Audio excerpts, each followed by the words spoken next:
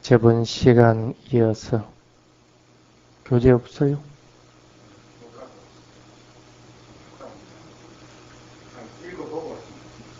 그래요.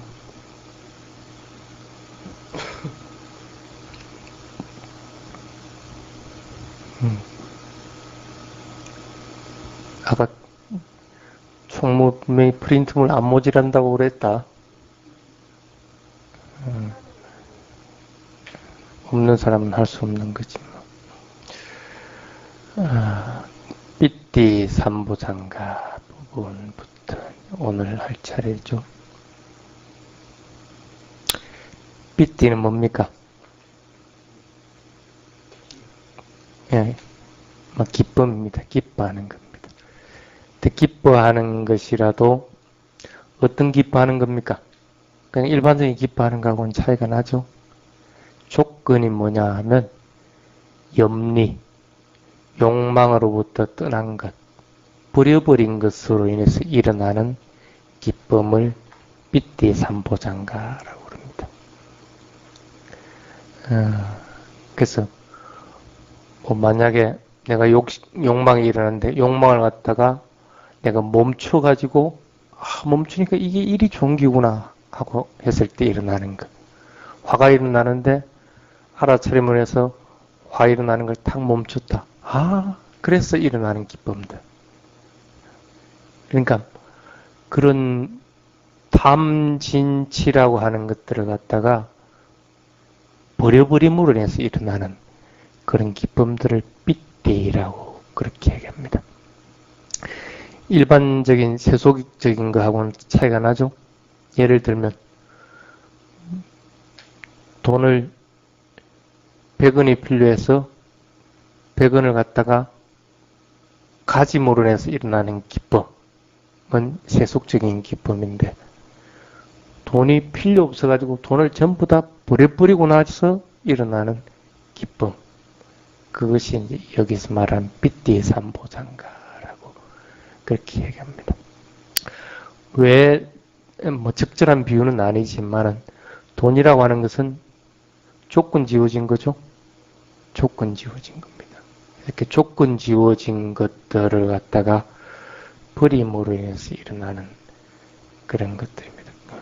그러니까 쉽게 말하면 돈 한 푼 없어가지고 참으로 기쁘구나 하는 그런 것들을 얘기한다고 보시면 됩니다. 경전에 그런 부분이 있습니다. 마라가 부처님한테 그렇게 얘기합니다.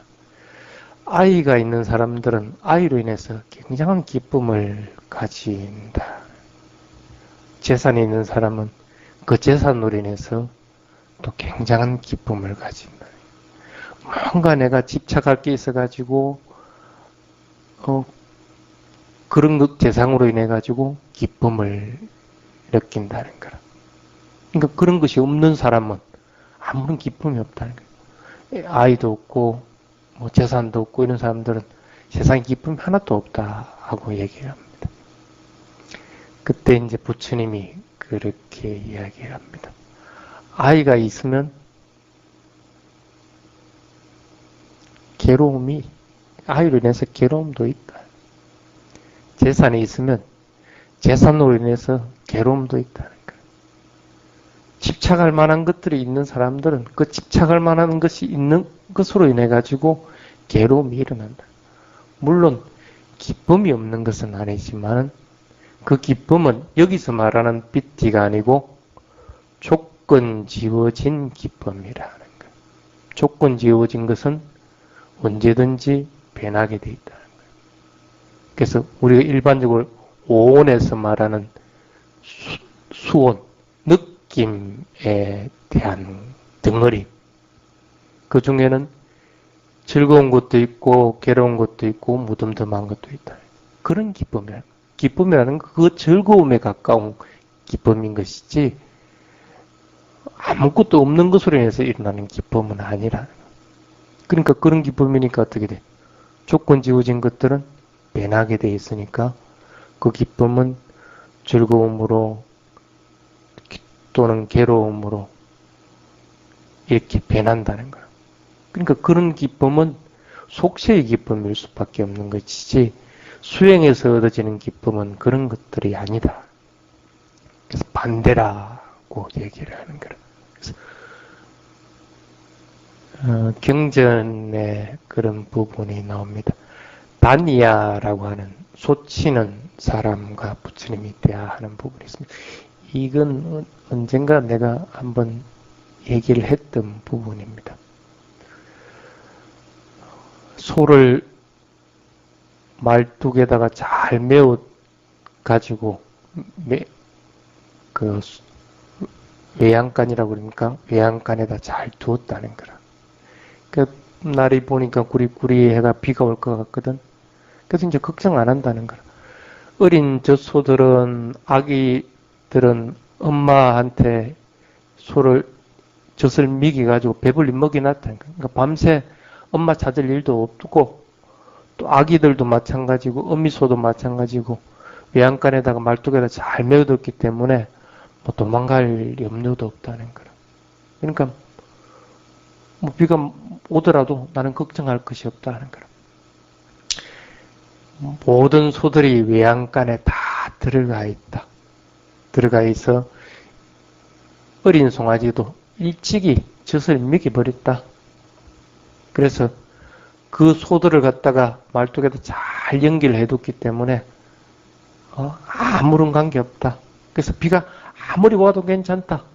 비가 오도 나는 오히려 기쁨을 느낀다 하고 이제 얘기를 합니다. 그에 맞춰서 이제 부처님이 대꾸를 갖다가 뭐라고 나는 기르는 소도 없고 당연히 소가 없으니까 송아지도 없다는. 송아지가 밤새 젖 달라고 할 것도 없다는 거라. 송아지도 없으니까. 그러니까 이거 비가 오든 말든 간에 나는 소도 없고 송아지도 없고 묵구들 말뚝도 없으니까 뭐 비가 오든 말든 나는 전혀 관계없다. 나는 오히려 기쁨을 가지고 산다 하고 얘기합니다. 이게 또 다니아가 그럽니다. 나는 창문도 잘 닫아놨고 비가 들이치지 않게끔 창문도 잘 닫아놨고 비가 새지 않게끔 지붕도 튼튼하게 잘 이어놨으니까 비가 네가 올라면 오라. 나는 안에서 즐겁게 지낼 수 있다. 부처님은 그럽니다. 나는 집도 없다. 그러니까 당연히 닫을 창문도 없다는. 집이 없는 사람이기 때문에 어디서든 머물고 지낸다는. 그러니까 비가 오고 안 오고 하는 것은 나하고는 큰 관계 없다는. 비가 와도 창문 부서질 염려도 없고 지붕 무너질 염려도 없고 지붕 사이로 비떨어질 염려도 없는 거고. 그러니까 나는 오히려 즐겁게 잘 지낸다는 거야. 기쁨을 가지면서. 또 다니야 그럽니다. 나는 말 잘 듣는 우리 애도 있고 또 온순하고 또 가정일 잘하는 마누라도 있고 그 집에 가면 이런 것으로 인해서 나는 기쁨을 가진다. 그러니까 집에는 이런 것들이 있으니까 나는 비가 오든 말든 이간에 관계없이 나는 기쁨을 느낀다. 부처님은 자식도 없고 마누라도 없다는 거. 긁어적거릴 것이 전혀 없다는 거. 그래도 나는 기쁨을 느끼고 산다는 거. 스스로 자립해가지고 내가 먹을 만큼 또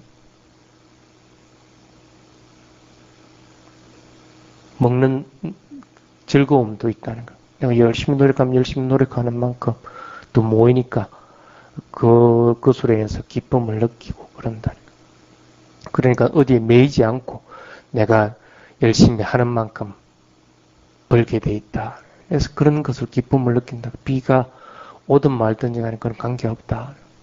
부처님은 나는 그렇게 내 스스로 노력해가지고 뭐 벌어먹는 건 없다. 그렇지만은 밥 굶어 죽는 부분은 없다는 거야. 탁발 나가는 사람들이 그냥 내가 스스로 경작하지 않더라도 사람들이 먹을 걸 준다는 거야.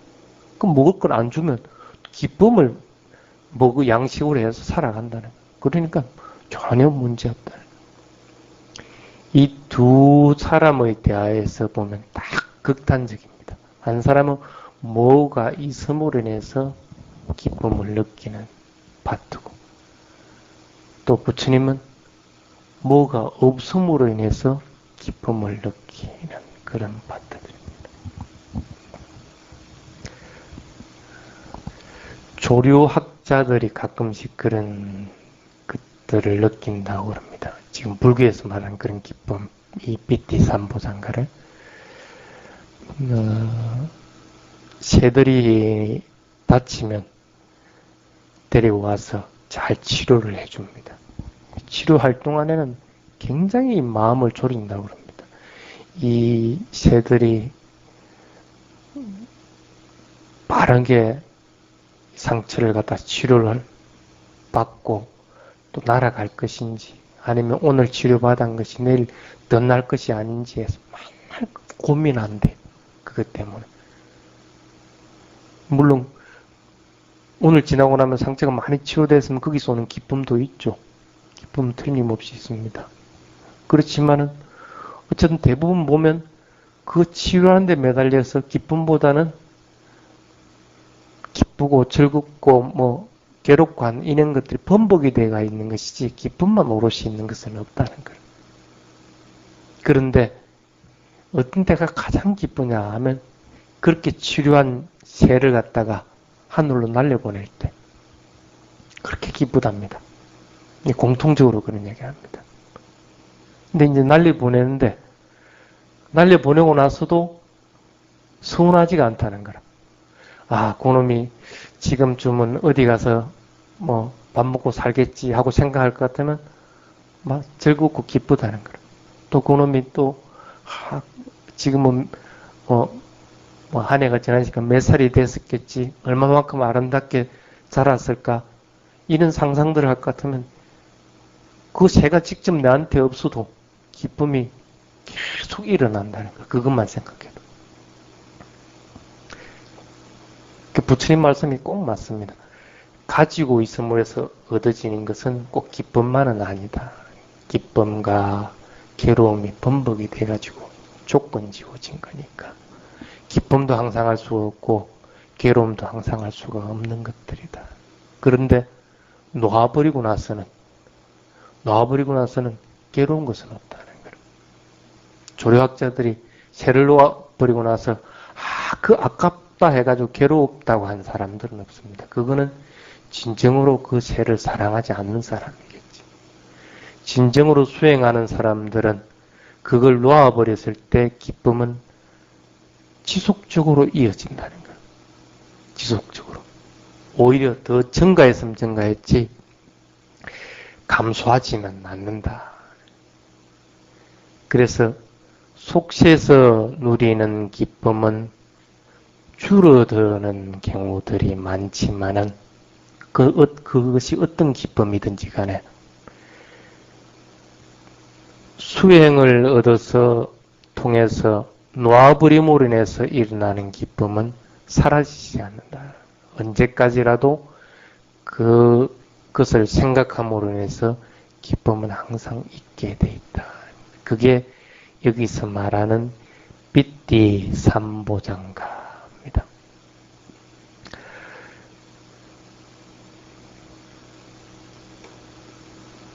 그래서 극단적인 기쁨이라고 하는 것은 모든 번뇌들, 모든 것들을 놓아버렸을 때 일어나는 것들이에요.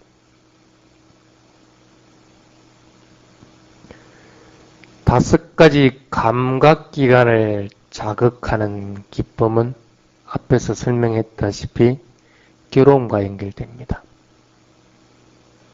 우리가 일상적으로 알고 있는 기쁨은 이런 오감을 자극하는 즐거움이고 기쁨이라는 거예요. 이것은 오온에 속한 거기 때문에 이 즐거운 느낌들은 순간적이고 덧없다는 거예요. 그래서 그 느낌은, 그 기쁘다는 느낌은 어떻게 받아들여야 되냐 하면 고통으로 받아들여라. 아, 괴로운 것이구나 하고 받아들이라 하고 언젠가 스님이 얘기를 했습니다. 그래서 괴로운 것들은 어떻게 합니까? 우리는 괴로운 걸 껴안지는 않죠. 괴로운 걸 깨안지는 않는, 멀리하게 돼 있다. 그래서 즐거운 것일수록 깨안지 말아라는 거예요. 멀리하라는 거예요. 그것이 세속적인 것으로부터 즐겁고 괴롭고 하는 것으로부터 벗어나는 것들입니다. 그런데 수행을 통해서 또 단말을 통해서 얻어지는 기쁨이라는 것은 욕구, 욕망으로부터 멀어지는 것들이기 때문에 이런 애착, 갈망으로부터 오는 것이 아닙니다. 네캄마, 버려버리는 것으로 인해서 일어나는, 얻어지는 그런 순수한 상태들입니다. 그래서 욕구로부터 멀어지면 멀어질수록 기쁨은 더욱더 증가하게 되어 있다.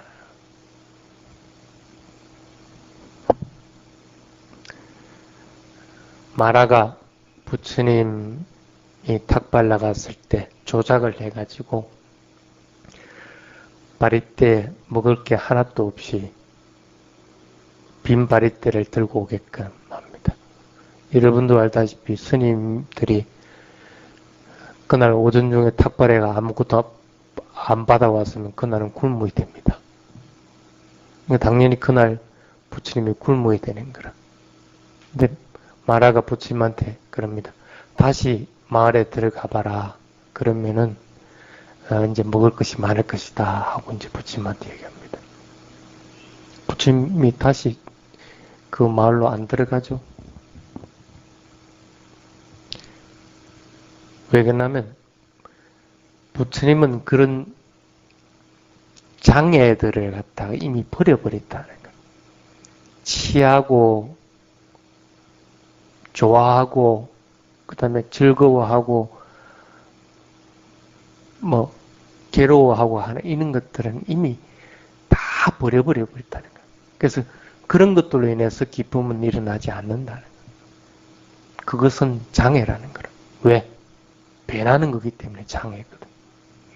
그런 장애는 이미 나는 다 버려버렸다는 거예요. 여러분들도 알다시피 장애물이라는 것은 가는 걸 막는 겁니다.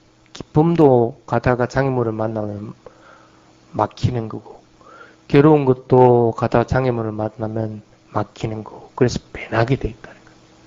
그런 장애가 없다는 걸 부처님은 똑같다는 거라. 기쁜 것들이든 즐거운 것이든 괴로운 것이든 이런 어떤 감각기관을 통해서 들어오는 것들은 전부 다 똑같기 때문에 그런 장애는 이미 다 버려버립니다. 그래서 나는 장애를 버려보기 때문에 항상 언제든지 행복하게 산다는 거야. 그렇게 행복하게 사는 사람들은 뭐로 살아가느냐 하면 기쁨으로 살아간다. 기쁨을 먹고 살아간다. 음식을 먹고 살아가는 게 아니다. 오늘 하루 음식 못 먹는다 해가지고 그 기쁨이 사라지지 않는다는 거야. 나는 기쁨을 먹고 살기 때문에 전혀 그럴 필요가 없다는 거야. 항상 충만해 있다는 거야. 여러분들도 꼭 마찬가지입니다. 수행을 통해서 얻어지는 행복은 그와 마찬가지입니다. 그래서 희각지를 스님이 뭐라고 풀이해놨냐면 탈세간의 성취 점검법이다 하고 얘기를 적어놨습니다. 이때까지는 수행이라고 했지만은 사실은 세간적인, 세상적인 것들이었거든요. 위파사나 수행하면서 어떻게 했어요? 줄기차게 괴롭고 또 갈등 속에서 수행을 해온 거예요. 사퇴한다고 용을 쓰고 이게 바른 진리인가 아닌가 하고 또 갈등을 하고 또 열심히 노력을 해야 되고 그렇단 말이야. 그러니까 혹독할 만큼 자기 자신을 갖다가 다스려 나왔던 겁니다. 수행은 자연스러운 것이죠. 자연스럽게 대상을 보고 일어나셔야 되는 건데 이때까지는 그렇게 못했단 말이에요. 안 되니까. 근데 이제 이 기쁨의 부분부터는 탈세간적인 것들이 돼 나갑니다. 왜? 이렇게 부단히 노력함으로 인해서 대상을 바라볼 때 그 대상의 실제를 갖다가 알아차리거든. 그래서 조건 지어진 것이 변함없이 있는 것이 아니라 끊임없이 변하는구나. 무상이구나. 그것은 불만족스러운 기구나. 그 속에 내가 조절할 수 있는 것, 내 것이라고 할 만한 것은 아무것도 없구나 하는 것 같다가 지독한 노력을 통해 가지고 이제는 그것을 알았다는 거라. 그런 알아차림을 고유한 특성들을 탁 알았을 때는 뭔가가 툭 떨어져 나간 것 같은 느낌이 듭니다. 여러분들이 아마 수행을 해봤으니까 알 수 있을 겁니다. 그때가 뭐냐면 이제는 세가적인 것들을 갖다가 버려버린 상태가 된다.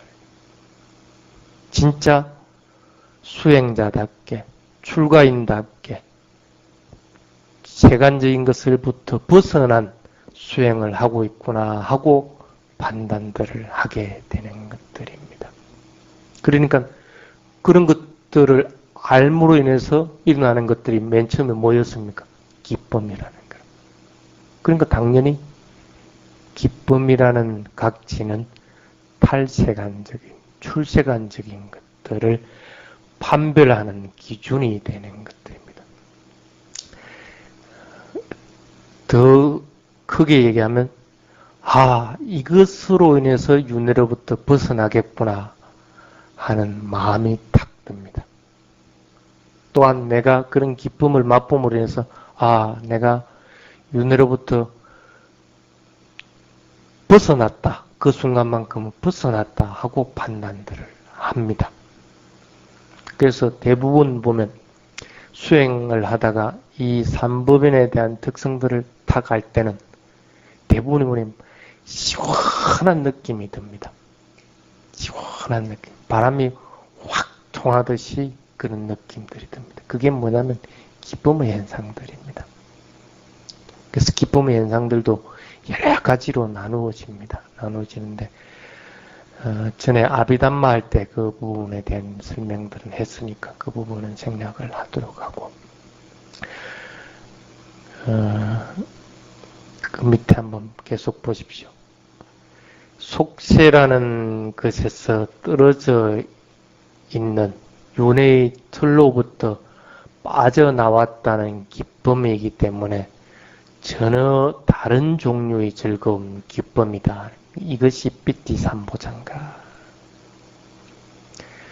그래서 부처님이 그런 걸 뭐라고 했느냐 하면 삿바라상 담마로소 진있다 그렇게 했습니다.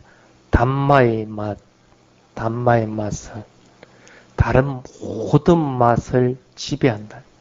담마의 맛을 아는 사람은 다른 맛을 취하지 않는다. 다른 어떤 좋은 맛이 있다고 하더라도 그건 담마에 비할 바가 아닌 줄 알기 때문에 담마의 맛을 취하지 다른 맛을 취하지 않는다. 버려버린다는 거야, 다른 맛을. 그게 담마의 맛이야. 기쁨이라는 것은 그 담마를 맛봤다는 그런 것입니다. 근데 그걸 출세간을 내가 알았다 해가지고 깨닫는 건 아니죠. 겨우 이제 한 발짝 맛을 본 것 뿐입니다. 요게 달구나 하고 맛을 본 것 뿐이지, 그렇다고 해가지고 크게 바뀐다든지 그런 것은 아닙니다. 그런데 그것으로 인해가지고 실제적으로는 계속 수행을 해나갈 수가 있습니다. 이런 기쁨들을 맛보지 못하면 힘이 좀 듭니다. 그래서 그걸 판별을 어떻게 하느냐 하면 대부분 보면 법에 대해서 확신이 안 선다. 내가 지금 이 수행하는 것 이것이 진짜 깨달음에 이르게 할 건지 아니면 나를 평온하고 어떤 상황에서도 흔들리지 않게끔 만들어줄 건지 그런 확신이 안 든다. 그럴 것 같으면 적어도 이 삐띠 맛을 많이 못 봤다는 거예요. 한두 번은 봤겠지만은 그것이 삐띠인 줄 모르고 지나갔다든지 아니면 그 맛을 해상할 줄 모른다든지 아니면 그런 경우가 아주 미약해가지고 그런 것들을 잊어버렸다든지 이랬을 경우 그럴 경우에는 법에 대한 확신들을 쓸 수가 없다. 대부분 삐띠 맛을 많이 맛본 사람들은 법에 대해서는 흔들리지 않는다. 더 이상 다른 맛을 보려고 하지 않는다. 또한 정해진 시간에 수행하는 것들이 싫어진다고 할 것 같으면 삐띠의 맛을 못 본 겁니다. 오늘 1시간 하겠다. 1시간 할 동안엔 싫어하고 좋아하는 것 없이 그냥 하는 거고 또 내일 또 이렇게 한다. 뭐 그렇게 해야 되는데 오늘은 잘 되니까 1시간 에 2시간 해버리고 내일은 또 안 되니까 이거만 그냥 30분에 때려치워버리고 수행 그 얘기는 뭐냐면 수행을 좋아하고 싫어한다는 얘기거든. 그건 아니라는 거야. 수행을 싫어하는 것들이 생겨난다고 할 것 같으면 내가 하루빨리 삐띠 맛을 봐야 되겠구나 하는 생각들을 자꾸 해야 된다는 거야. 그리고 그래서 그런 것들로 인해서 이리 내가 삐띠를 체험했구나 안 했구나 하는 걸 갖다가 스스로 판별을 해보면 됩니다. 이 두 가지 조건이 충족이 안 되면 나 삐띠를 모른다 하고 판단해도 됩니다. 그러니까 괜히 스님 나는 뭐 정에 들었습니다 이런 소리 해사치 말고 스스로 자꾸 점검을 해봐요.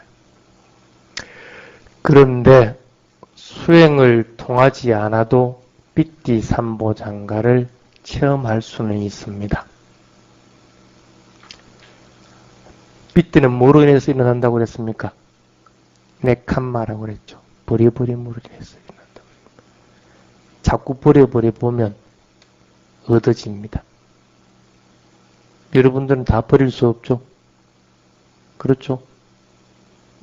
조건 지원한 것들은 어쩔 수 없이 끌고 나가야 된단 말이에요. 버려버릴 수가 없거든. 그럼 뭘 해야 되겠어? 이 삐띠를 체험하려면.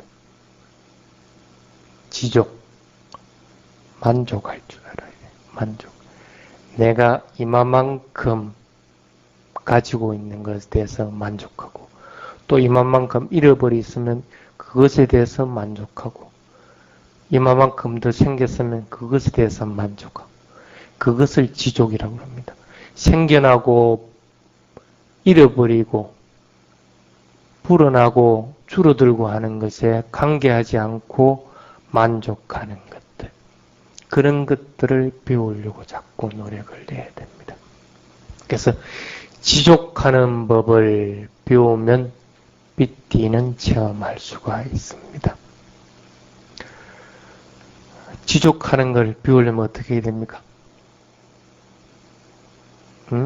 괜찮아. 나는 요것만 해도 충분해. 나는 좋아. 이러려면 어떻게 해야 돼? 충동을 억제해야 됩니다. 충동을. 뭘 확 가지려고 한다든지 아니면 확 다 내버리려고 한다든지 이런 충동적인 것들을 갖다가 스스로 자꾸 억제해야 됩니다. 화가 일어나는 것도 충동적인 것이고 욕망이 일어나는 것도 충동적인 것이고 그런 것들을 일단은 막아야 된다. 화가 일어나면 그걸 일단은 막아. 욕구가 일어나면 그것도 일단은 막아. 이렇게 막음으로 인해서 지족하는 것들을 만들어 나가야 돼.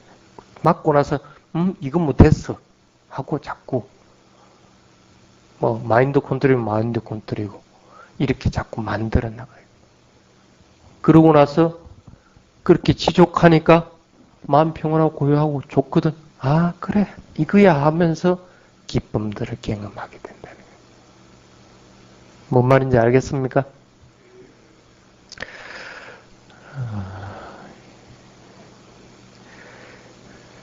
경안각지 그 다음에 한번 봅시다. 간단하게 합시다. 시간이 너무 흘러버렸네. 5번째는 경안각지입니다. 고요한 마음에 도달하는 감동의 길이다. 기쁨이 일어나고 나면 되게 좋습니다. 스스로에게 감동합니다. 날아갈 것 같습니다. 그 초기 단계가 뭐냐면 이 경안각지라고 보시면 됩니다. 경안각지는 고요하다는 그런 뜻입니다. 근데 고요한 것도 처음에는 경쾌하게 일어나십니다. 보통 알아차림을 열심히 하다 보면 뭘 해야 될지 뭘 하지 말아야 될지 하는 분석 능력이 생깁니다. 그래서 분석 능력이 생기면 내가 이 세상에 태어나서 내가 해야 될 게 뭔가 아는 것들을 안다는 거예요. 꼭 내가 해야 될 거는 해야 되고 버려야 될 건 버려야 되고 이런 것들을 알게 된다. 그래서 버릴 것이 많으면 더욱더 노력해야 되는 거, 해야 될 것이 많으면 또 더욱더 노력해야 되는 거. 그러니까 분석 능력이 생기고 나면 자연스럽게 내가 더 열심히 해야 되겠구나 하는 마음이 일어난다. 노력이 또 자꾸 따른다. 그래서 그렇게 노력하다 보니까 이것이 바른 기구나. 버려버리는 것으로 인해서 버려버리니까 내가 아무 것에도 사로잡히지 않는구나 하는 걸 안다는 거예요. 사로잡히지 않는 걸 아니까 그것은 일어나는 것들이 기쁨이라는 거예요. 그런 기쁨이 일어나면 몸도 마음도 전부 가벼워집니다. 굉장히 경쾌해진다는 거예요. 진짜 깃털 같다는 느낌이 들 정도입니다. 믿을 수 없을 정도로 아주 가벼워져 버립니다. 그것을 뭐라고 그러냐면 경안각지라고 얘기를 합니다. 언뜻 이해가 잘 안 될 수가 있는데 떼약볕에 아주 뜨거운 데서 걷다가 지쳐가지고 죽을 판인데 저쪽에 오아시스가 하나 있다. 그늘진 야자나무가 하나 있고 그럼 그게 얼마나 기쁘겠어. 쫓아가가지고 거기서 물 먹고 나서 시원한 그늘에서 그렇게 이렇게 누워있다고 생각을 해보십시오. 그 오아시스를 발견했을 때는 굉장히 기쁩니다. 근데 그게 진짜 오아시스가 아니고 신기루 할 것 같으면 실망으로 변하겠죠. 근데 진짜 오아시스인 걸 갖다가 내가 눈으로 직접 확인했단 말이에요. 그게 뭐냐면 출세관적인 것들을 내가 직접 확인했다는 거예요. 실제적인 것들, 궁극적인 실체를 갖다가 알았거든. 그러니까 그 오아시스로 인해서 굉장히 기쁨이 일어났다. 근데 그것으로 끝나는 게 아니고 그 기쁨도 내가 먹지 않으면 아무 소용이 없습니다. 그래서 먹음으로 인해서 기쁨이 더욱더 증가하고 그러고 나면 어떻게 합니까? 편안해지는 거라. 그늘지는 곳에서 누워서 이렇게 있으면 그렇게 편안할 수가 없거든. 기쁨도 왜 그러냐면 출세관적인 그 기쁨도 조건 지어진 것들이기 때문에 그 기쁨도 오래 갈 수는 없습니다. 배나가는 성질입니다. 그러니까 그 기쁨을 오래도록 유지하는 것이 아니고 일정 부분 지나고 나면 사라져버리고 나서는 반드시 개발해야 되는 게 뭡니까? 이 경안각자, 평온한 상태. 평온한 상태가 있어야만이 산매에 들어갈 수가 있거든. 이게 안 되면 산매는 이미 멀리 가버리는 거라. 그래서 이렇게 되려고 할 것 같으면 여러분들이 수행을 통해서 되면 참 좋은데 그리 안 될 때는 어떻게 해야 되겠어요? 통상적으로 보통 얘기하는 8가지. 8가지에 대해서 얽매이지 말아야 됩니다.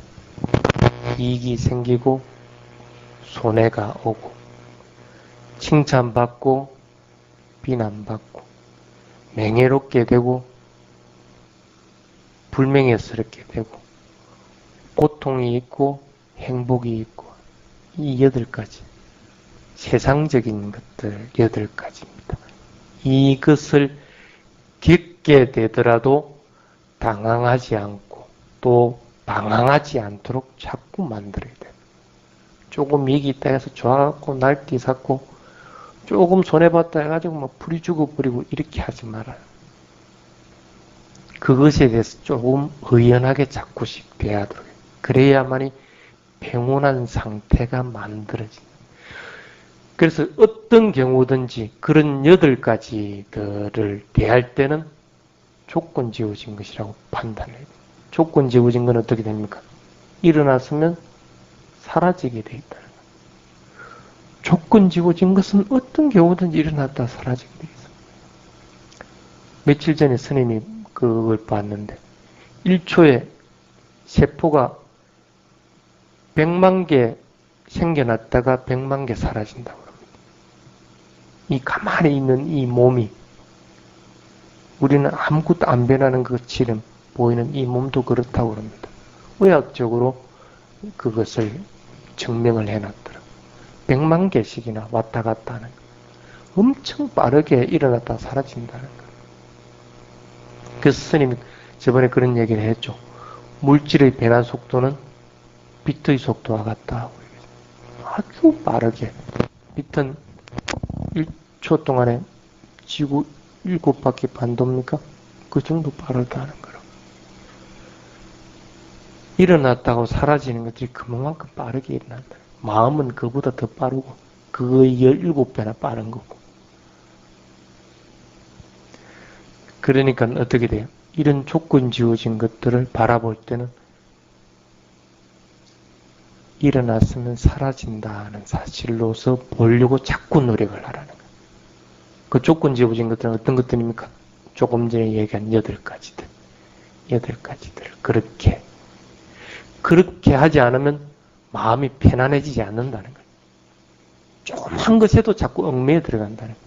누가 조금만 내한테 안 좋은 소리 해도 그것에 얽매여 들어가가지고 하루 종일 괴롭고 힘들다는 거예요.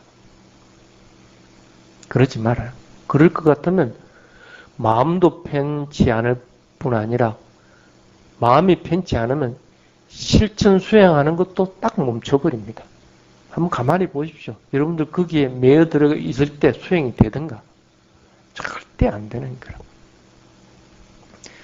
그래서 이 경항각지라고 하는 것은 엄청난 느낌입니다. 엄청난 느낌.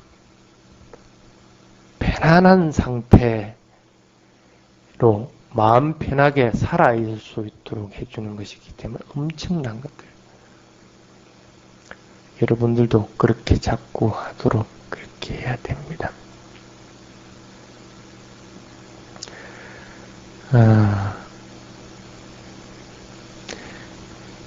다음 시간에 선정각지 부분 하겠습니다. 지금까지 한 것은 뭐냐면 정진을 해나가는 단계에서는 어쩔 수 없이 격렬해야 됩니다. 수행을 해나갈 때. 그래서 사띠만은 불안정함이 반드시 있다고 언젠가 얘기를 한 부분이 있습니다. 기억납니까? 사띠는 안정되고 고요한 것이 아닙니다. 그게 뭐냐면 그런 격렬함이 있기 때문에 그렇다는 거예요. 그래서 그런 어느 정도의 단계까지는 진짜 피나게 격렬하게 노력들을 해야 된다. 그래서 그런 단계가 지나서 삐띠가 생기면 삐띠가 생김으로 인해서 그런 격렬함은 사라져버립니다. 그건 내가 사라지려 사라지는 게 아니고 자연스럽게 사라져버립니다. 그렇게 해서 경안에 이르게 됩니다. 그렇게 되면 아주 고요해지고 그 어떤 때라도 자연스럽게 사띠가 됩니다. 그때가 자동적으로 사띠가 가능하게 됩니다. 그렇기 때문에 자기가 스스로 집중하는 것들을 조절하게 된다. 그렇게 해서 일어나는 것이 선정각지입니다. 다음 시간에 이 부분에 대한 얘기를 하겠습니다. 뒤에 부분은 조금